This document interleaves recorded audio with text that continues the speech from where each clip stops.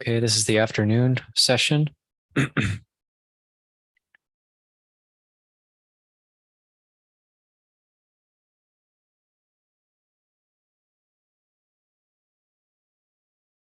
And again, there's a teaching from Luang Por Cha that if you want to develop in your practice, if you want to make progress in your practice, we call it in Thai Gao Na. Gao Na, if you want to make progress, if you want to keep moving forward,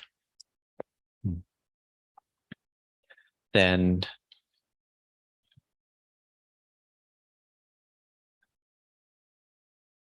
yak patibat ko patibat, mayak patibat ko patibat. So they say, like, if you want to practice, practice. If you don't want to practice, practice.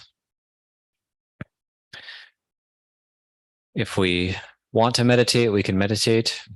If we don't want to meditate, but then the time comes for meditation, then we meditate. This is why it can be helpful to have Dhamma friends. It can be helpful to be in a monastery or on a retreat because you have that schedule that you can follow. So you don't feel like meditating. I don't feel like meditating right now. I think I need a little bit more lying down time. But it's on the schedule, so we just go, we just do it, and that's how our practice develops. This can be the danger of being on our own and not having Dhamma friends around us. It can be harder to follow that teaching of when I want to meditate, meditate. When I don't want to meditate, meditate. So why do we do that? This is also, somebody asked Luang Por Cha one time, do you follow the S practice or the V practice? S is samatha and V is vipassana. So they said, are you the S lineage or the V lineage? Somebody asked Luang Por Cha. He said, I'm neither. I'm T lineage. I said, T lineage? What is T lineage? He said, Toraman. Toraman Kilate. That's T lineage. So that's very much, it's not that we're unnecessarily torturing ourselves, but when we meditate, we meditate. When we want to meditate, we meditate. When we don't want to meditate, we meditate. And that is torture for the defilements. Doraman, Kilate. We get to know a large variety of mental states when we have mindfulness. When we don't want to meditate, we know about irritation and not wanting to be there, being fed up,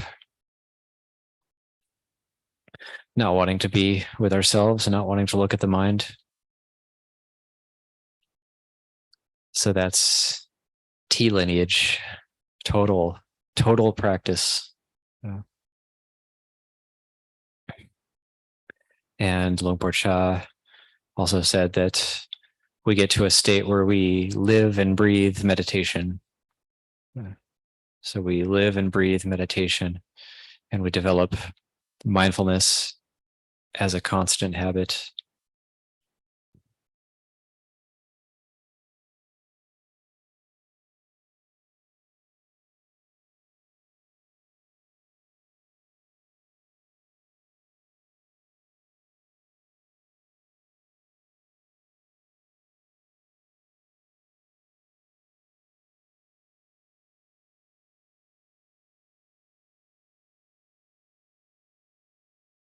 Sometimes in the afternoon, it might be hot, or we might feel tired.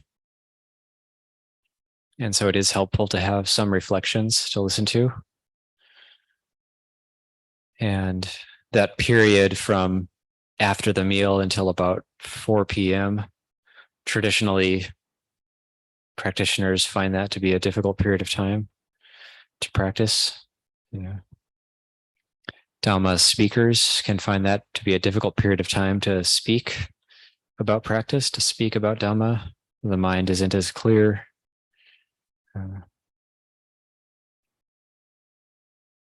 But we can talk about that. If we want to meditate, meditate. If we don't want to meditate, meditate. Yeah. Because I know for myself, this is traditionally a period of time where I don't really want to meditate.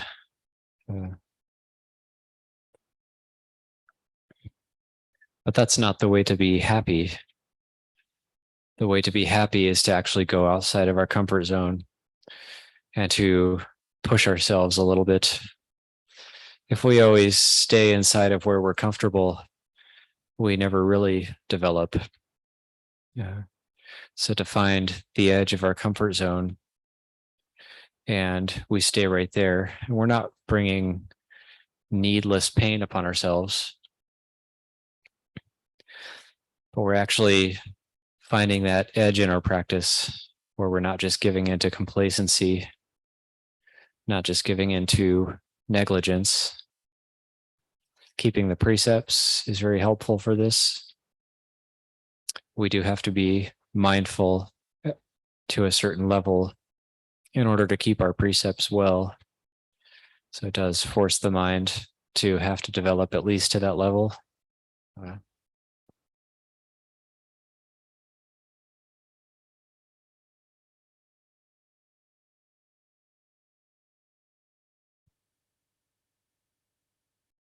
Sometimes if we're tired early in the afternoon, we feel tired, we can use that deep breathing, 3 deep breaths. Can be very helpful. Of course, if we're in a large group, we don't want to be doing some sort of like pranayama, loud breathing practice, but we can take 3 quiet, deep breaths. Yeah, that can be doable even in a group.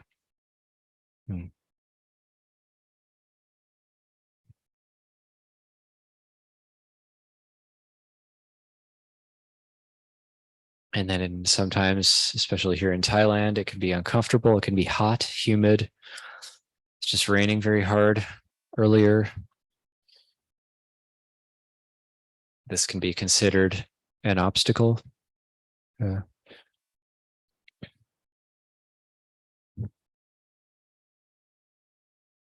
I was listening to a Dhamma talk by Lopor Anand recently, and he was relating a story from the suttas that I'd never heard before.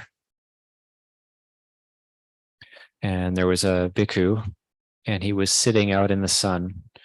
It was very hot outside. And he was sitting in the sun. So his friends, his monk friends, came and told him, "Why don't you go sit in the shade? Why are you sitting out in the sun?" So it turned out this particular monk could recollect his past lives. And he said, "Sitting in the sun, this is not a problem for me because I can see my past lives, and I had a past life in hell. Adita chat nay narok."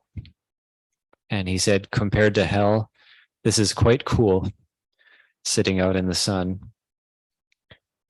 So because he could recollect his past lives, that was his perspective.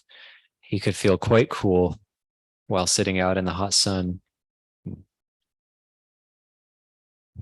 and developing Kanti Parami, developing patient endurance.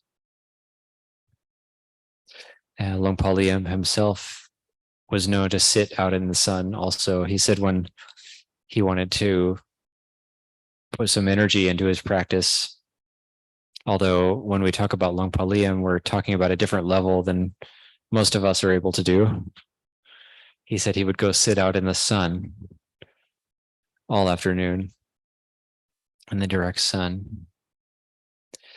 And then one time when I was under the kuti with a number of monks, with spending time with Longpa Liam, he said that for fun sometimes he would sit for 11 hours without moving. And he said he considered that was fun for him. Yeah. So we can recollect that. It's not that we have to do that, but we can recollect that that is possible. That kind of thing is possible. He said that 11 hours was normally from 4 p.m. to 3 a.m. that he would sit. This is earlier on when his body could still do that, earlier on in his practice.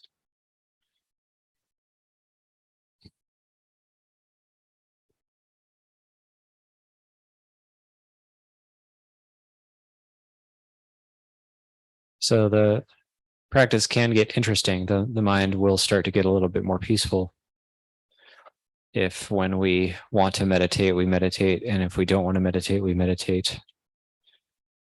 And I also listened to a Lumpur Band Dhamma talk recently, and he said, if you sit meditation and walk meditation a lot, it's not possible for your mind to not become peaceful. So said in a different way, if you sit and walk meditation a lot, your mind will certainly become peaceful. It's to be expected. If we're cultivating mindfulness, and even though it might be unpleasant sometimes, the mind will start to get peaceful. And sometimes it doesn't even take very long. It could just be 1, 2, 3 days. So even on a short retreat like this, yes, the mind can settle. Yes, the mind can get peaceful.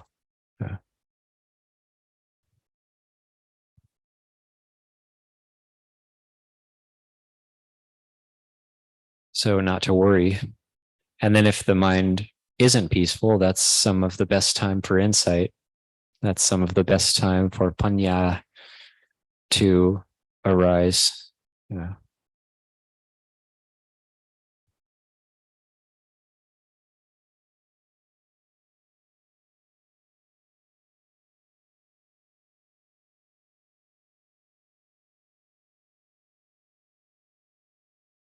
So with that, we can, for the next 45 minutes, we can continue sitting and then change posture to the walking meditation.